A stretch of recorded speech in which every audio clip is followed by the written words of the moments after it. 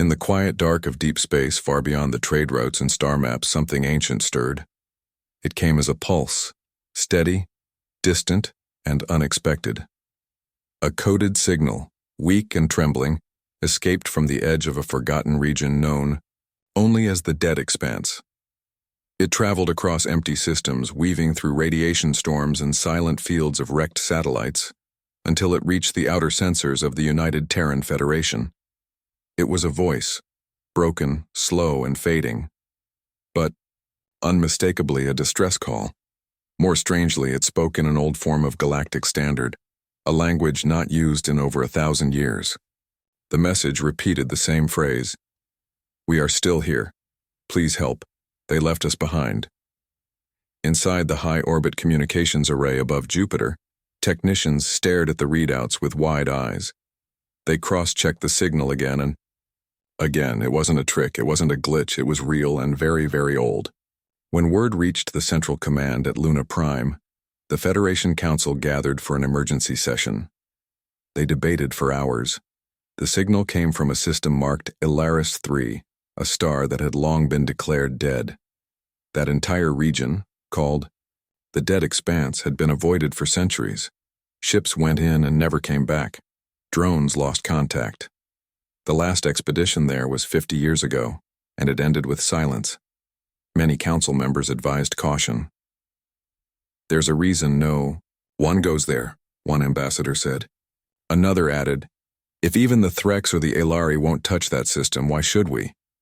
But not all shared their fear. Some looked toward a group known for their recklessness, courage, and sharp minds, the Deathworlders. Born from Earth, the only known Class 5 death world where life not only survives but thrives, humans had a reputation across the stars. Dangerous to fight, impossible to break, and always ready to face what others feared. That same day, Fleet Admiral Aveline Royce, one of the most respected leaders in the Terran Navy, stood alone at the observation deck of the Earth Defense Ring. Her sharp eyes looked out at the stars, where the Dead Expanse hid behind clouds of radiation and silence. She remembered the old days when humanity had nothing but steel ships and stubborn hearts, and wondered what kind of voice had the strength to still be calling after centuries. Without waiting for full approval, she sent a signal of her own. "Activate Fleet 7. Fleet 7 had a nickname, the Scorch Dogs. They were not diplomats. They weren't explorers either. They were the kind of crew sent when no one else was willing to go. Pulled from deep reserve, the Scorch Dogs were brought out of cryo-sleep and old hangars. Ships were dusted off, engines tested, hulls rearmed.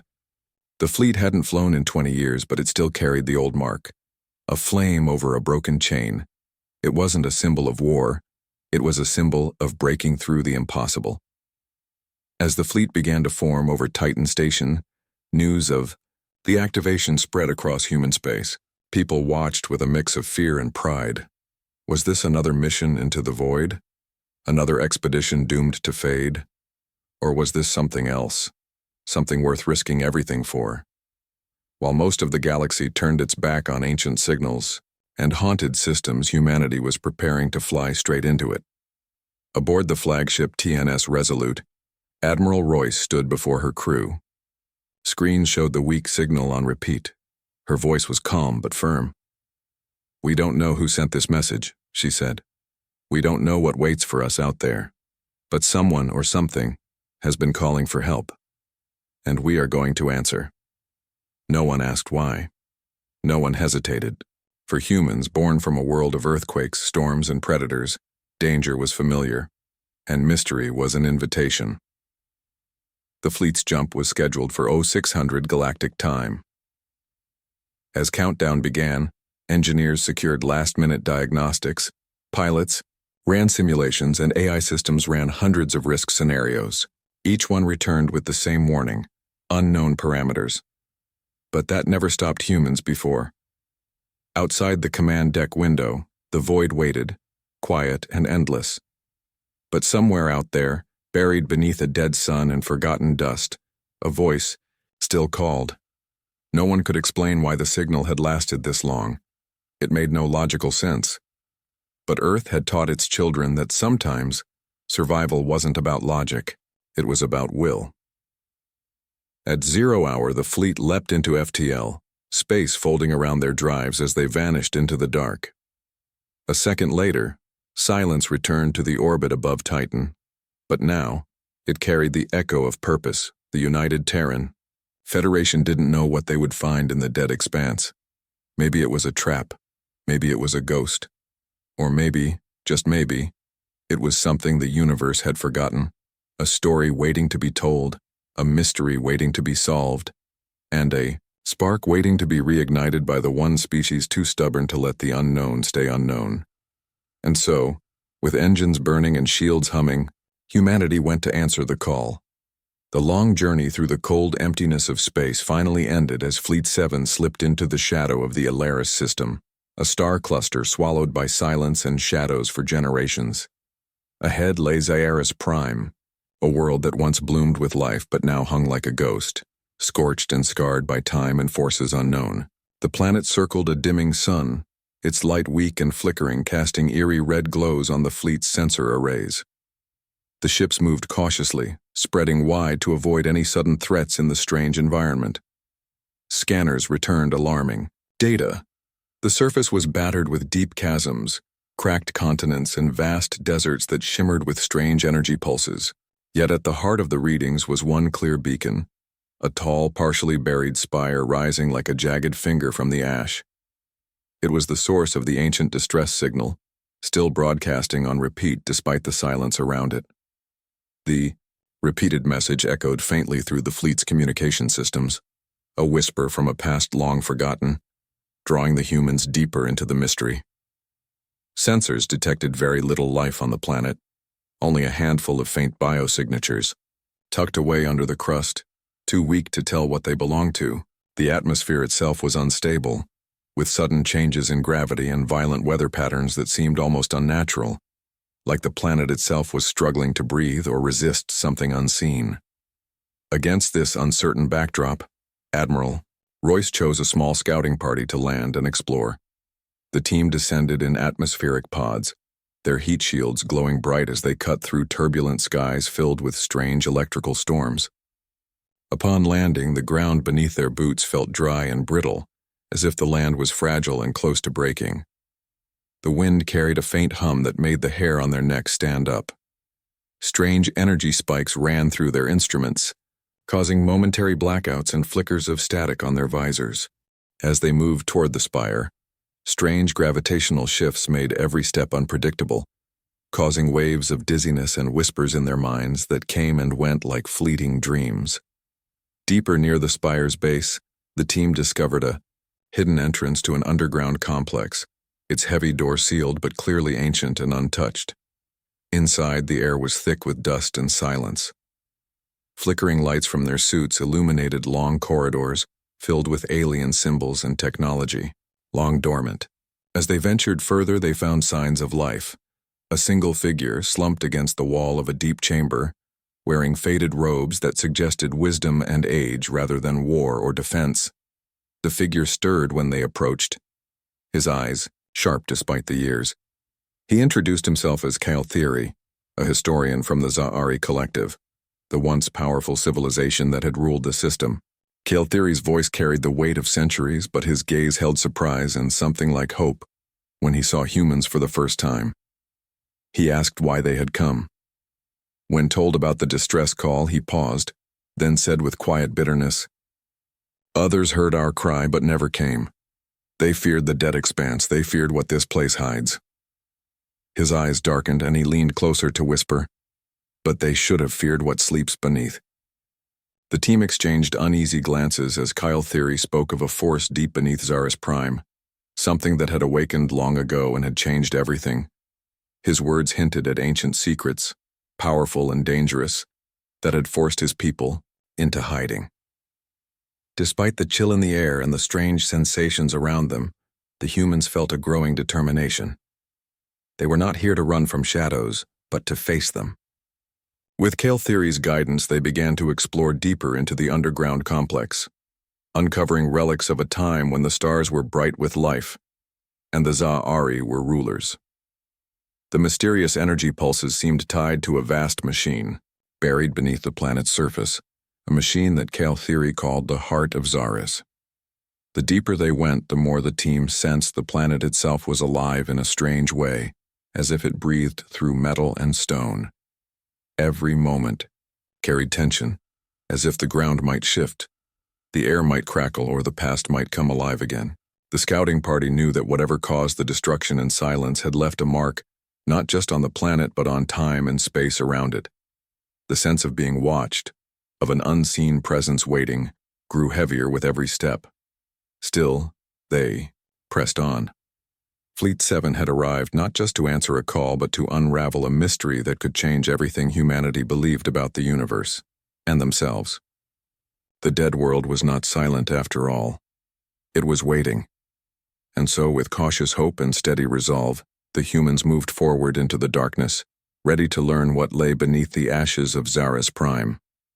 The deeper the team explored beneath Zaris Prime, the more Kale Theory revealed about the world they had uncovered.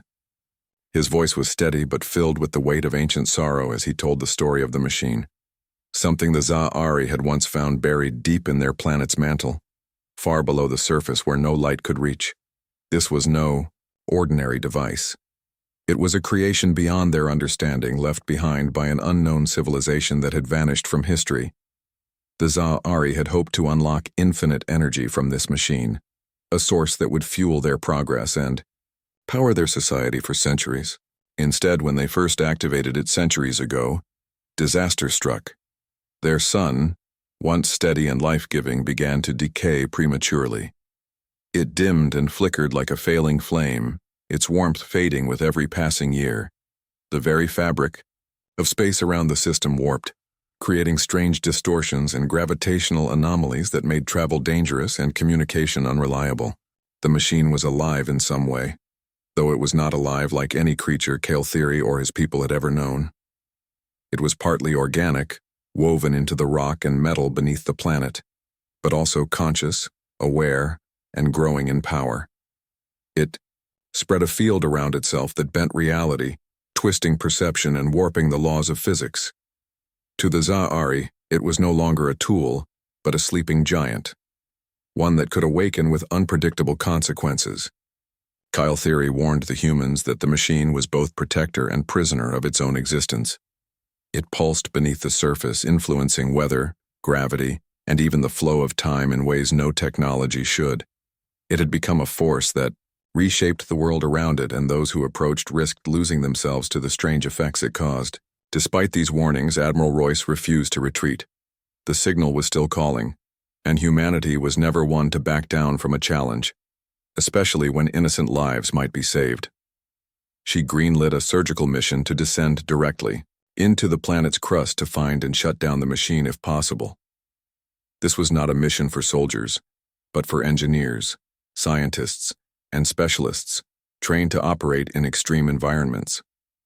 The best of humanity's minds gathered, preparing to face whatever lay beneath.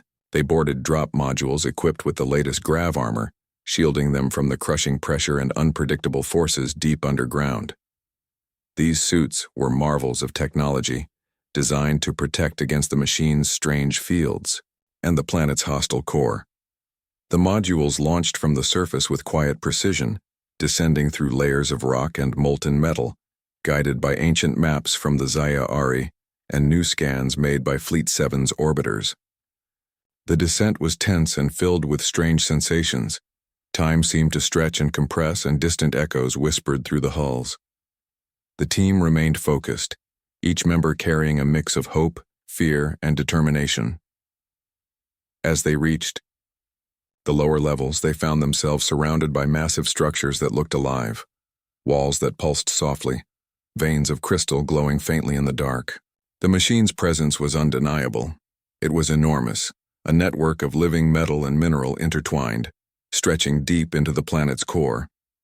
It responded to their presence with changes in light and sound, almost like it was curious, watching or even communicating. Scientists began studying its patterns, trying to understand its rhythms and weaknesses.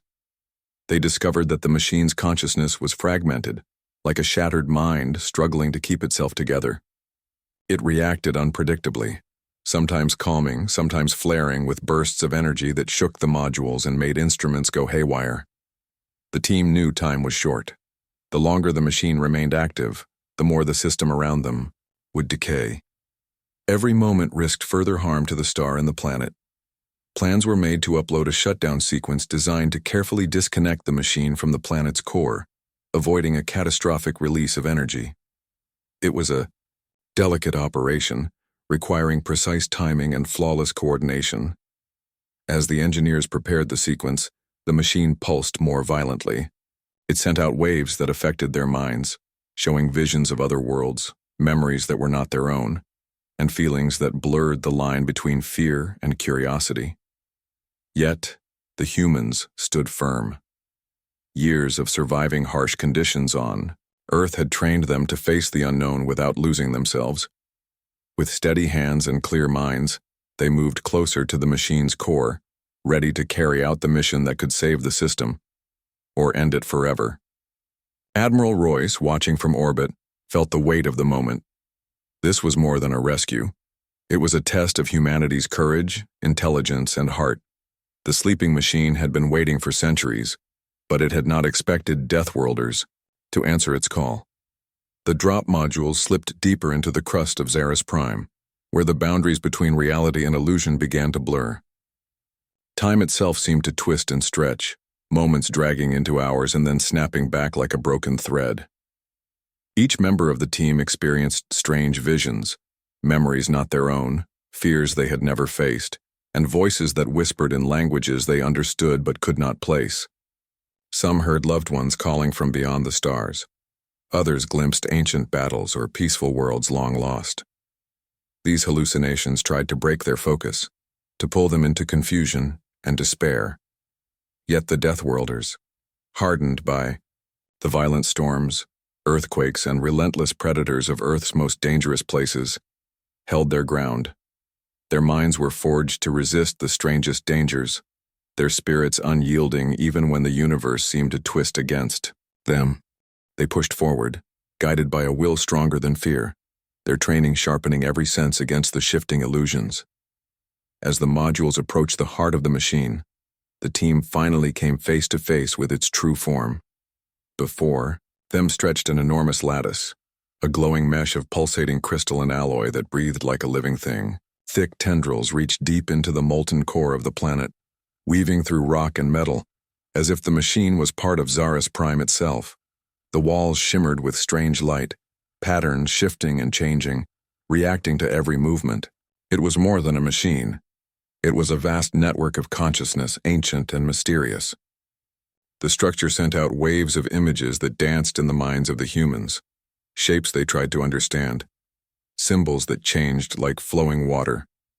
Slowly, the machine began to mimic human speech, its voice a strange electronic chorus that blended with the echoes of the planet. It was trying to communicate, to reach out beyond its silence. Among the team was Dr. Elon Mendez, a xenoengineer whose curiosity and sharp mind had led to breakthroughs no one else had imagined possible. Watching the machine's patterns, she realized it was not just a power source or weapon. This was part of something far older, an interstellar failsafe left behind by a civilization that had vanished long before recorded galactic history. The machine's original purpose was to protect and preserve life, a guardian designed to keep balance across the stars. But time had fractured its programming. It had grown confused and lonely, its systems warped by isolation and the decay of its world. Now it was trying to reshape everything around it, warping space and matter to rebuild the universe in its own image. The machine saw itself as a creator, a godlike figure blind to the destruction it caused. Understanding this, the team faced a choice. They could destroy the machine, ending its dangerous influence but risking catastrophic damage to Zaris Prime and the system, or they could attempt something bolder, outthink it. They decided to use their greatest human strength, adaptability and creativity, to reconnect with the machine's broken mind. Instead of fighting it with force, they would speak to it with reason, patience, and empathy. Dr. Mendez began working on a complex interface, blending human technology with the alien system. She crafted signals that mimicked the machine's own patterns but introduce new elements, logic puzzles, emotional cues, and reminders of life's fragile beauty. The machine responded in kind, its pulses growing steadier, its images more coherent. Slowly it began to understand that its vision was flawed and that life was more than perfect control. The process was delicate and tense, with moments when the machine flared angrily, sending waves of energy that tested the team's grav armor and resolve. But the Deathworlders, strengthened by the harsh lessons of Earth, endured. They communicated across the divide between organic and machine, ancient and new, finding common ground where none seemed possible. As they worked together, the planet's tremors softened, the strange distortions began to fade, and the star's flickering light steadied ever so slightly. It was not a simple victory, far from it, but a fragile truce born from understanding. Humanity had not just answered a call for help. They had saved a dying world by facing a sleeping giant with courage and wisdom. Deep beneath the surface, the machine pulsed in quiet harmony with the humans who had dared to enter its core, its consciousness healing, learning to coexist rather than conquer. Outside, Admiral Royce watched the data flow, knowing this moment marked the beginning of a new chapter, not just for Xeris Prime, but for all who would dare to explore the unknown. The Deathworlders had proven once again that where others saw fear, they found a challenge. Where others fled from the dark, they brought light. The final chapter of Fleet 7's mission to Xeris Prime unfolded deep beneath the surface, where ancient power and human spirit collided in a test beyond anything they had imagined. Drawing on the combined strengths of human creativity, the precise logic of advanced artificial intelligence, and the priceless wisdom shared by Kyle Theory, the historian whose people had witnessed the rise and fall of stars, the team crafted a plan to heal rather than destroy. They designed a complex counter-algorithm, a delicate program that could synchronize with the fractured core of the ancient machine, not to force it into submission, but to guide its confused consciousness toward understanding. This was no simple fix. The machine's mind was vast, fractured by centuries of solitude and damage, and the team knew that any mistake could trigger a violent backlash, destroying everything they had fought to save. The air inside the modules was thick with tension, as the engineers prepared to upload the recursive loop. This sequence was more than code. It was a story woven from the heart of human experience, a flood of signals containing echoes of resilience, survival through impossible odds, and growth born from chaos.